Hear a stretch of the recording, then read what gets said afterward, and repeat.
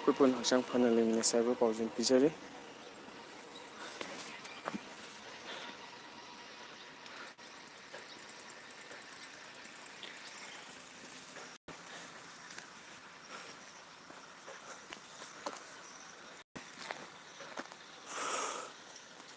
ꯉꯁꯤꯗꯤ ꯅꯨꯡꯁꯤꯠ ꯁꯤꯠꯄ ꯋꯥꯠꯂꯤ.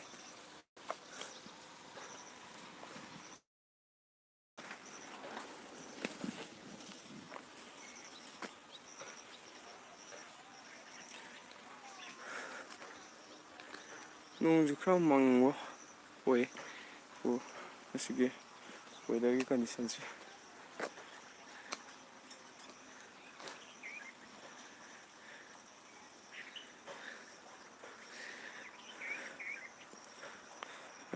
ꯅꯨꯡꯁꯤꯖꯕ ꯑꯩꯒꯤ ꯃꯄꯥꯡꯁꯤꯡ, ꯑꯩ ꯉꯁꯤꯗꯤ ꯐꯣꯟꯁꯦ ꯃꯩ ꯌꯥꯎꯗꯕꯅ ꯃꯔꯝ ꯑꯣꯏꯔꯒ ꯑꯩ ꯆꯥꯔꯖꯔꯗꯣ ꯃꯩꯁꯦ ꯆꯪꯕ ꯈꯤꯇꯪ ꯋꯥꯠꯂꯦꯕ.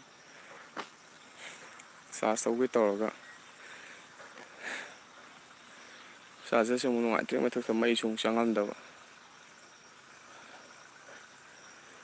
ꯑꯗꯨꯅ ꯃꯔꯝ ꯑꯣꯏꯔꯒ ꯃꯩꯁꯦ ꯌꯥꯝ ꯌꯥꯎꯖꯗꯕꯅ ꯃꯔꯝ ꯑꯣꯏꯔꯒ ꯍꯥꯏꯇꯥꯔꯦ ꯃꯁꯤ ꯌꯥꯝ ꯀꯨꯏꯅ ꯑꯩ ꯂꯥꯏꯐꯁꯦ ꯊꯥꯖꯔꯔꯣꯏꯒꯦ.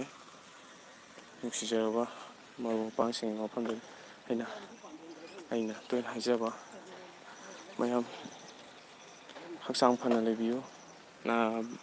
ꯑꯅꯥ ꯑꯌꯦꯛ ꯌꯥꯎꯗꯕ ꯁꯦꯝꯕꯤꯕ ꯇꯥꯏꯕꯪ ꯁꯦꯝꯕꯤꯕ ꯃꯄꯨꯅ ꯄꯤꯅꯕꯤꯕ ꯑꯣꯏꯁꯅꯨ. ꯑꯩꯈꯣꯏ ꯄꯨꯟꯅ ꯅꯨꯡꯁꯤ ꯆꯥꯟꯅꯅ ꯑꯐꯕ ꯑꯣꯏꯃꯤꯟꯅꯁꯤ, ꯅꯨꯡꯁꯤ ꯆꯥꯟꯅꯅ ꯂꯩꯃꯤꯟꯅꯕ ꯑꯣꯏꯃꯤꯟꯅꯁꯤ.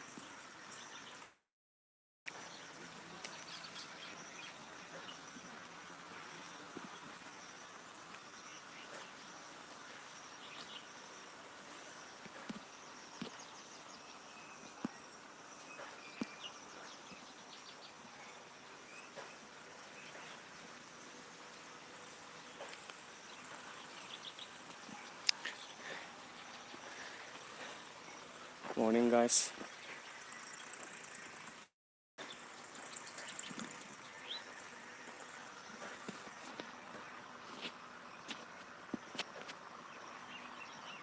Hello from Japan.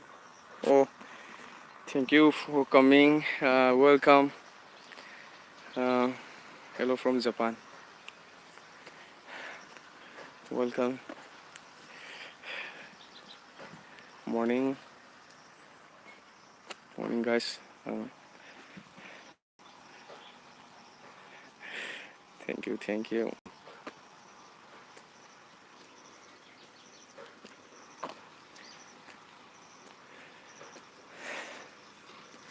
And I'm from Manipur.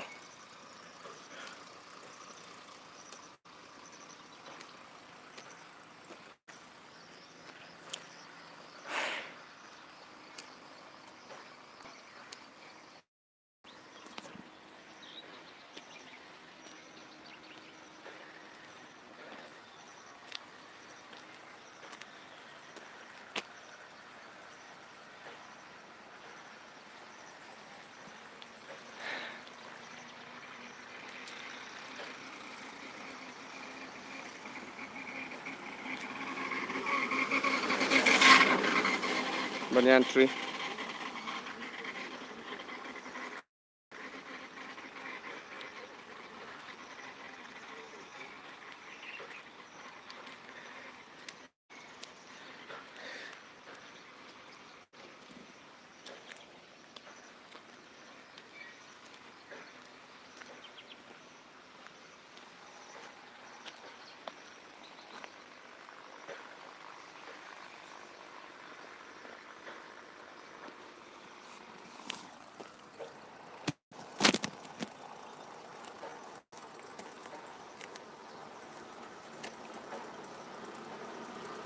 Now, let's begin exercise.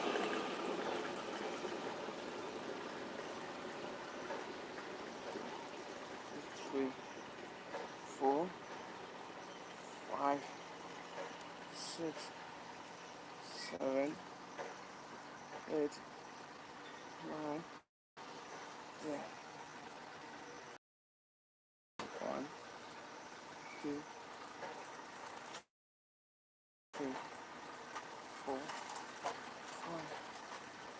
6, 7, 8, 9, 10.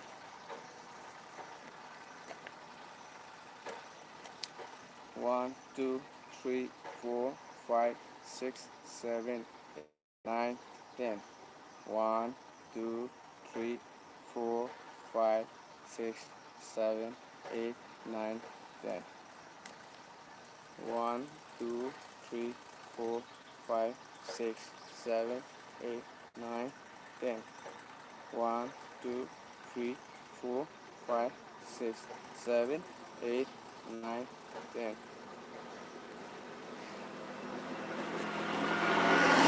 1, 3, 4, 5, 6, 7, 8, 9, 10.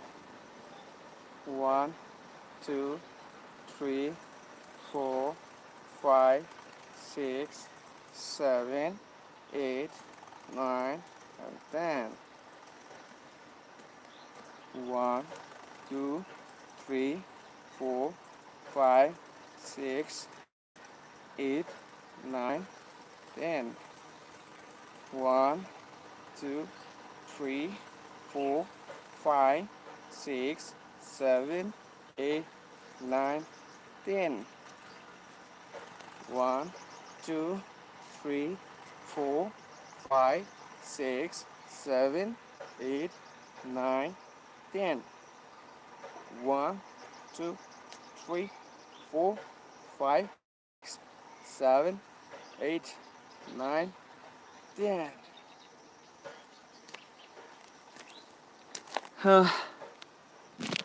Morning, guys.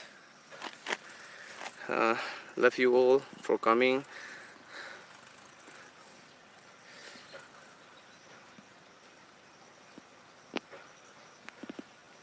And welcome everyone from my heart.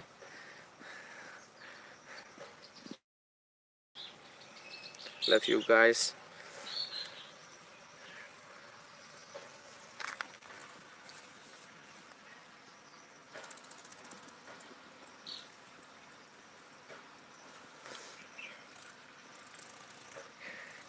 Uh,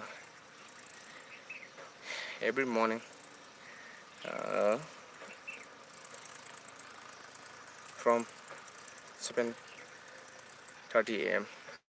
ꯑꯩꯁꯦ ꯑꯗꯨꯝ ꯑꯦꯛꯁꯔꯁꯥꯏꯁ ꯇꯧꯕꯒꯤ ꯂꯥꯏꯐꯁꯨ ꯊꯥꯖꯕꯅꯦ ꯑꯩꯈꯣꯏ ꯄꯨꯟꯅ ꯍꯛꯆꯥꯡ ꯐꯅ ꯍꯦꯜꯊ ꯏꯁ ꯋꯦꯜ ꯍꯥꯏꯕ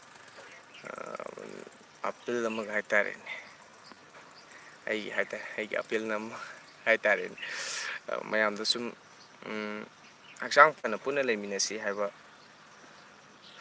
ꯄꯥꯎꯖꯦꯜ ꯑꯃ ꯄꯤꯖꯕꯅꯦ ꯍꯥꯏꯇꯥꯔꯦ ꯑꯗꯨꯅ ꯅꯨꯡꯁꯤꯖꯔꯕ ꯂꯥꯛꯄꯤꯔꯤꯕ ꯃꯔꯨꯞ ꯃꯄꯥꯡꯁꯤꯡ ꯄꯨꯝꯅꯃꯛꯄꯨ ꯊꯥꯒꯠꯆꯕ ꯐꯣꯡꯗꯣꯛꯆꯔꯤ ꯃꯌꯥꯝ ꯉꯁꯤꯁꯦ ꯅꯨꯡꯁꯤꯖꯔꯕ ꯄꯨꯝꯅꯃꯛꯅ ꯑꯩ ꯉꯁꯤꯗꯤ ꯂꯥꯏꯐꯁꯦ ꯁ꯭ꯋꯥꯏꯗ ꯂꯣꯏꯁꯤꯟꯖꯔꯒꯦ ꯃꯩꯁꯦ ꯌꯥꯎꯗ꯭ꯔꯦ ꯑꯩ ꯐꯣꯟ ꯆꯥꯔꯖꯔ ꯌꯥꯗꯗꯅ ꯍꯥꯏꯇꯥꯔꯦ ꯑꯗꯨꯅ ꯃꯌꯥꯝ ꯍꯌꯦꯡ ꯑꯃꯨꯛ ꯊꯦꯡꯅꯁꯤ let's stop for today.